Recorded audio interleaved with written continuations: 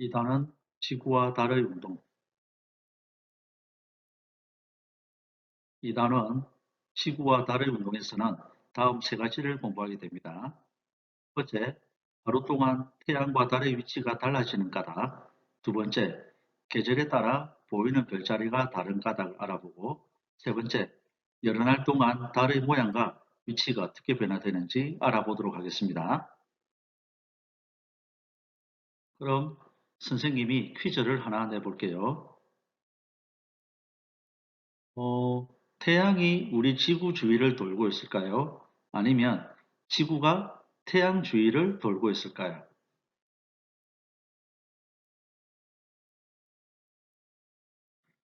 지금부터 약 600년 전만 해도 많은 과학자들과 사람들은 태양이 지구 주위를 돌고 있다고 믿었습니다.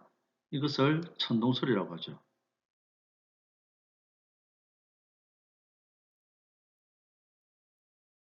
하지만 어떤 과학자가 나타나서 반대로 지구가 태양 주변을 돌고 있다는 지동설을 주장합니다.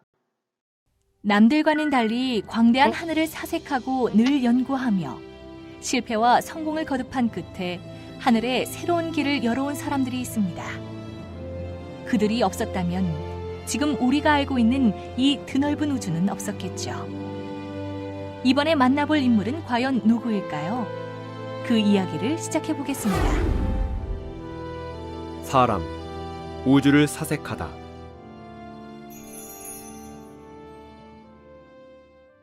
인간은 우주의 중심이 아니라는 혁명적인 주장을 한 영웅, 바로 코페르니쿠스입니다. 지금부터 그에 대한 이야기를 시작해 보겠습니다. 우주 속에서 인간이 차지하는 위치에 관한 역사는 곧 우주의 역사이기도 합니다. 기원전 3세기에 아리스타르코스라는 천재적 인물은 우주 속에서의 인간의 위치를 정확히 말하고 행성들의 배치를 최초로 그려냈습니다. 하지만 이후 1800년 동안 인류 중 누구도 이 사실을 제대로 받아들이지 않았죠. 천동설은 종교와의 밀접한 관계 속에서 오랫동안 진리로 여겨졌던 탓에 사람들은 여전히 지구는 우주의 중심에 있으며 인간은 우주의 중심적인 존재라는 대단히 오만하고 자기중심적인 우주관을 버릴 수 없었던 것입니다. 잘못된 우주관을 뒤엎은 사람은 무려 1800년 만인 16세기가 되어서야 나타났습니다. 그는 바로 지동설을 들고 나온 니콜라우스 코페르니쿠스입니다. 오늘날 우리에게는 시대의 대세를 거스르는 영웅이죠. 하지만 당시 그는 자신의 태양 중심 우주론을 담은 첫 저서 소론을 완성하고 출판하지 않았습니다. 획기적인 학설을 담은 베스트셀러를 쓰고도 세상에 내놓지 못했던 것입니다.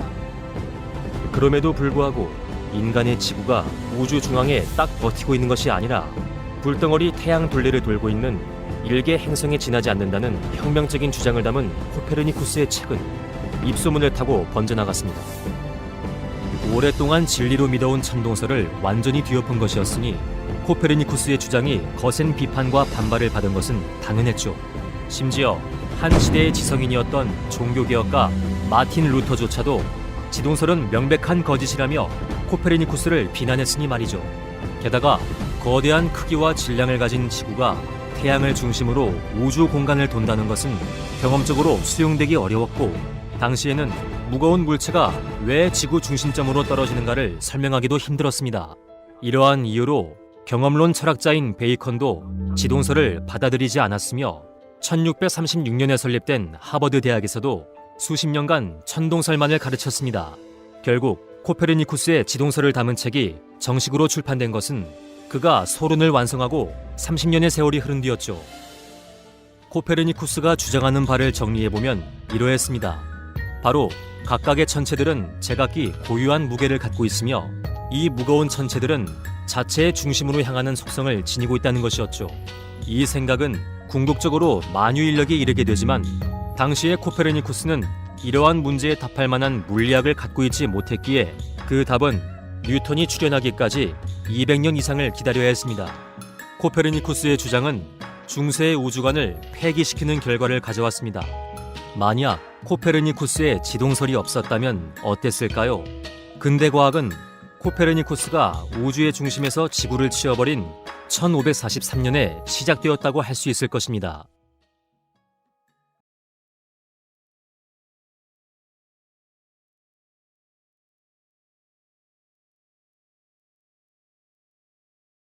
(16세기) 천동설을 뒤집고 지동설을 주장한 사람은 누구였나요? 그렇습니다. 바로 코페르니쿠스입니다. 만 해도 코페르니쿠스의 주장에 많은 사람들이 믿지 않았습니다. 하지만 이어서 또 다른 과학자가 지동설을 주장하게 되죠. 그럼 그는 누구일까요? 남들과는 달리 광대한 하늘을 사색하고 늘 연구하며 실패와 성공을 거듭한 끝에 하늘에 새로운 길을 열어온 사람들이 있습니다. 그들이 없었다면 지금 우리가 알고 있는 이 드넓은 우주는 없었겠죠. 이번에 만나볼 인물은 과연 누구일까요? 그 이야기를 시작해 보겠습니다. 사람, 우주를 사색하다.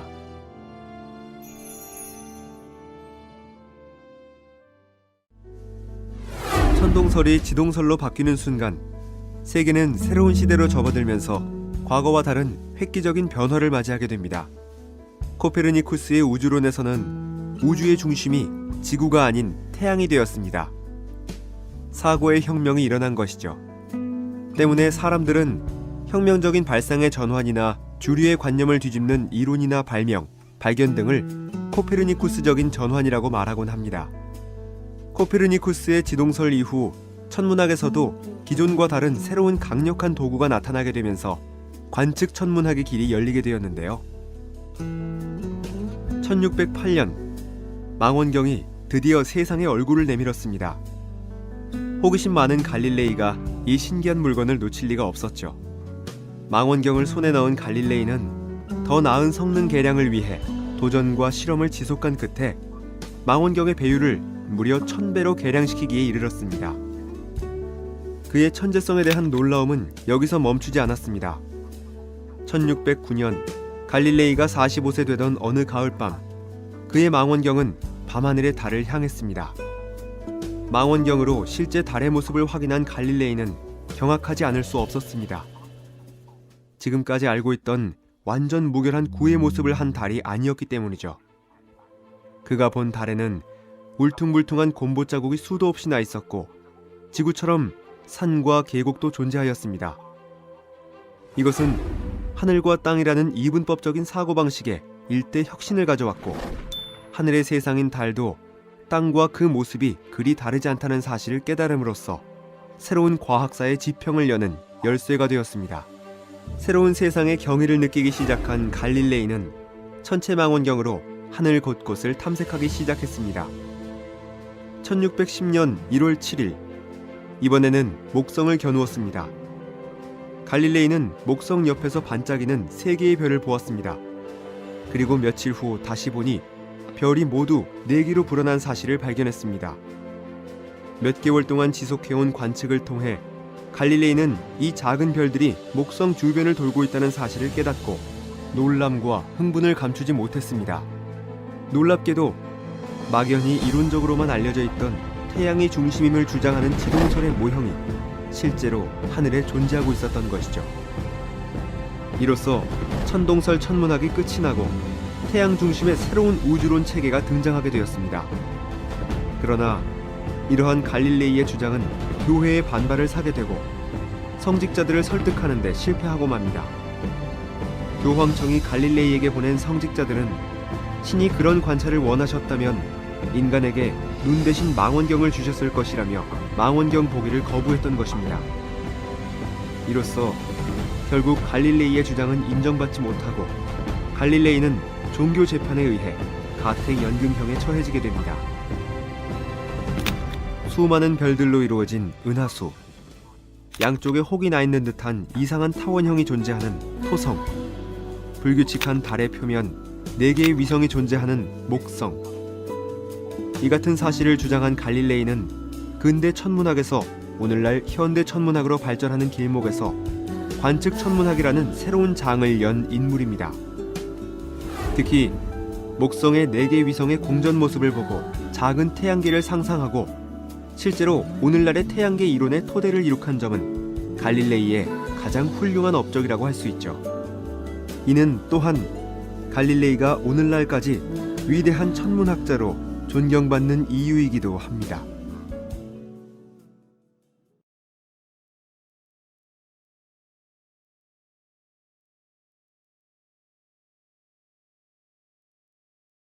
(1608년) 망원경을 가지고 새로운 천문학을 발견한 사람은 바로 갈릴레이였습니다.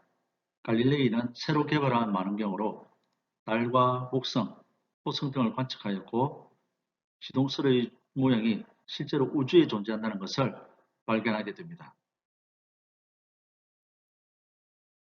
그래서 이 단원에서는 코페르니쿠스와 갈릴레이 등의 천문과학자들이 발견한 지구와 달이 어떻게 움직이는지를 자세히 공부하도록 하겠습니다. 다음은 교과서 24쪽, 25쪽을 펴고 움직이는 지구와 달 사진책을 만들어 보도록 하겠습니다. 실험 관찰책과 집게 하나를 준비해 주세요.